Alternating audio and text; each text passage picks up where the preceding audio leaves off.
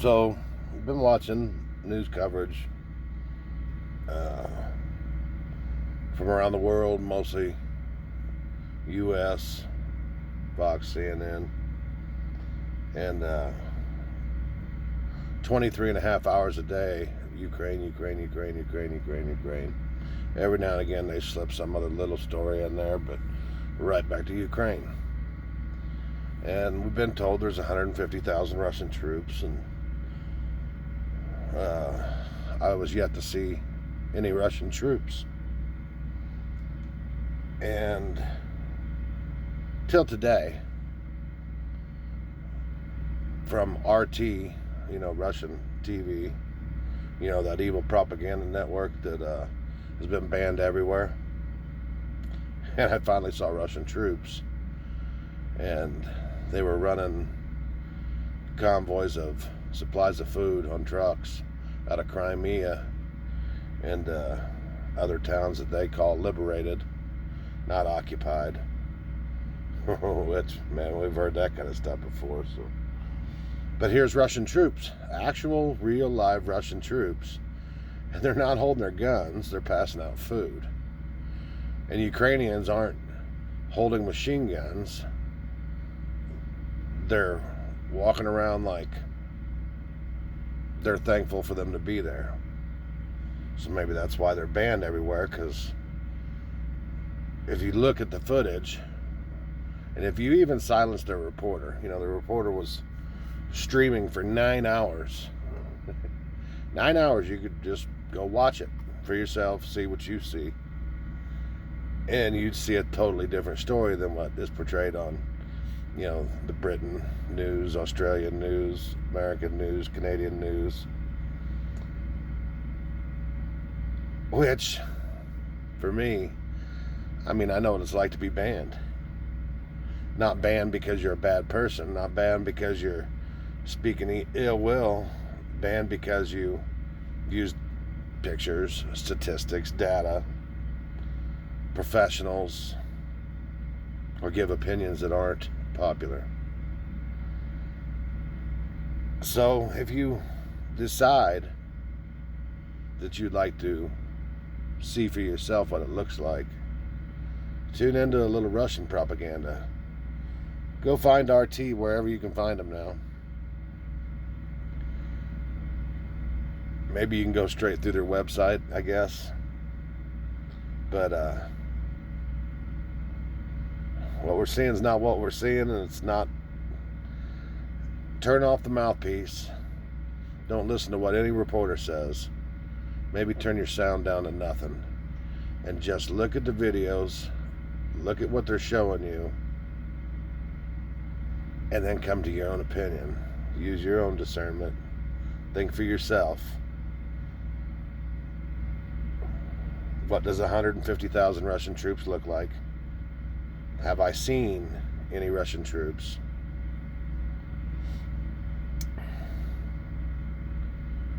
And the United Nations, on our media, we had people on there from Ukraine saying there's 3,000-4,000 dead Russians, right?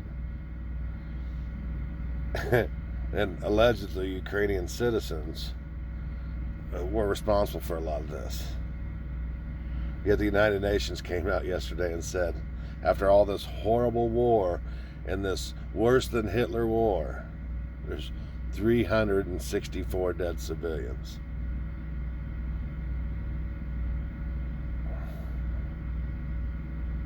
$364. I wonder how many dead civilians there were when we invaded Iraq or Afghanistan. 364. From the evil empire of Russia, with a madman at the helm, worse than Hitler,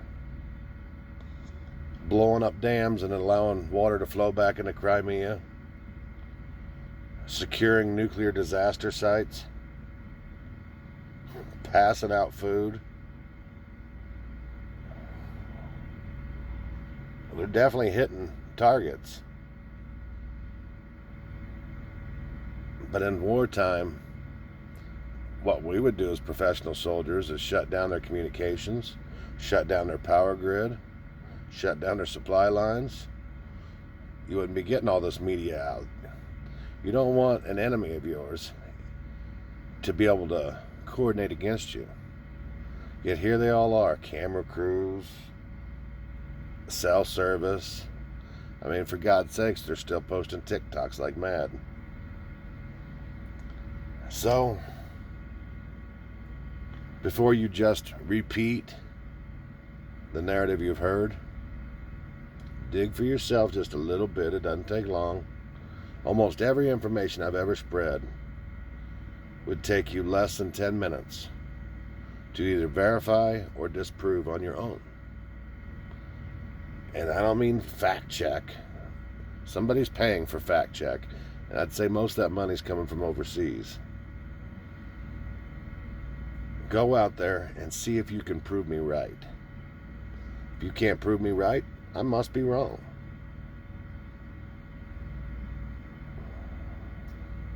It's a shame we live in a society today where we consider this freedom, but how many of you really truly feel free? How many of you have the freedom to just take a week off? Hell, most of us can't take a day off.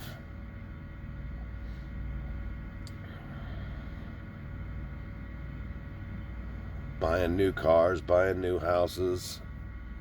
Everything is a major decision now. It's a major decision to go to the gas station now.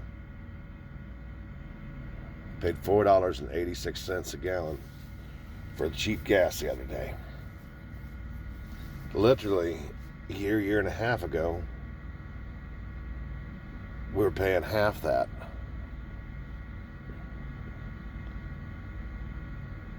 Yet our politicians just so happen to have oil contracts in the country in question. Well, maybe our politicians don't, but their sons do.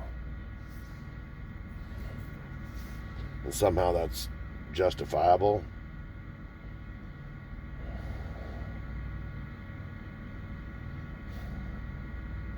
I'm not a huge Russian fan. I've watched Putin for maybe 3 years, 4 years,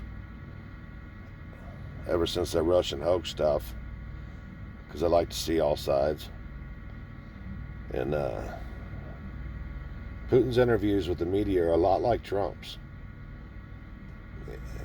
He has no problem standing there and answering questions and challenging the media. And it doesn't matter if it's Russian media, German media, French media, or American media.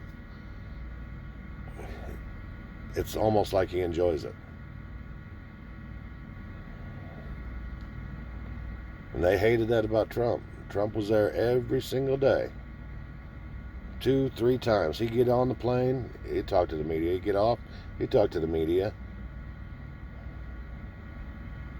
How many times did you see where a reporter would ask Trump a question and no questions, no comments? He always had a comment.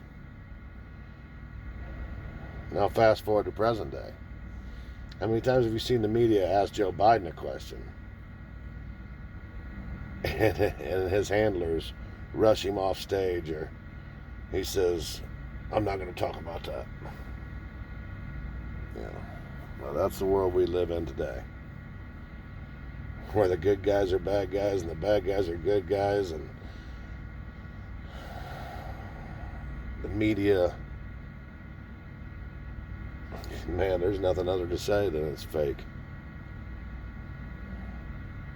And the RT stuff, I guarantee they're trying to put a good light on Russia.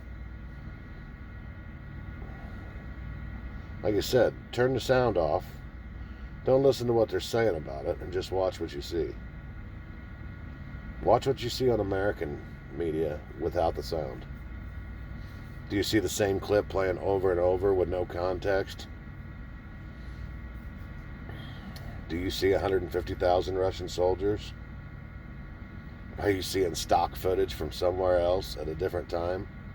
maybe even a different country. What do you see? God gave you these beautiful eyes, these ears, the nose, touch, feel, speak, all that stuff, your senses, for you to use. If you're just going to parrot what a liar on TV tells you and just mimic it like a little minor bird, you've wasted the gifts given to you. So pay attention. Figure it out. It's a mystery, you know. It's an unsolved crime. I mean, who doesn't love a good murder mystery or a good spy novel? How many of you watch a movie and try to figure out the ending or who done it before you get to the end? And then there's the plot twist, and then you're like, oh, wow. Same thing here. Use your mind and try to figure it out. Don't wait for somebody to tell you what to think. None of you like being told what to do, but somehow you're told what to do from your trusted source, and that's what you do. How'd they play that trick? How did they... I mean, how many of you do what your wife tells you or your husband tells you, you know, without putting up at least a little struggle? I mean, if you know it's good for you, do what your wife says, but at least put up a little struggle. How about that? Let's not ask for miracles yet. Let's just say maybe you just give a little struggle. Maybe you push back on your CNN or your Fox or your MSNBC. Maybe you push back just a little bit and just question one thing a day. See if you can see what I see. Because it is kind of fun. I do love a good James Bond film. Even this last James Bond, where they decided it's a woman going to be James Bond. But I guess these guys are getting too old to be spies. I don't know. Seems like that's all we got. It's a bunch of old spies. All right, guys. Enjoy your day.